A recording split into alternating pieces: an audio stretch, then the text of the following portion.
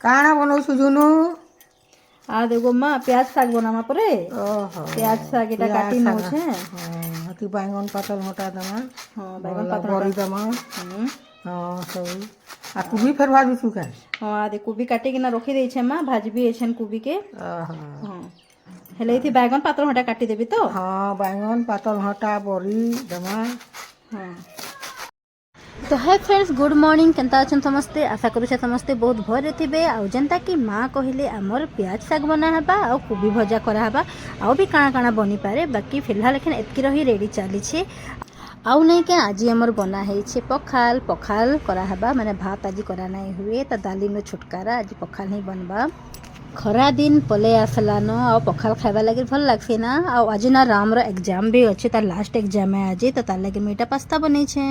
आ मोर pasta केनता देखा जाय छे संग माने कहत डिलीशियस देखा जाय छे ना तो ठीक अच्छे संग माने मुई ताके एटा दे दउ छे आ पछे फेर कथा लगमा बाय।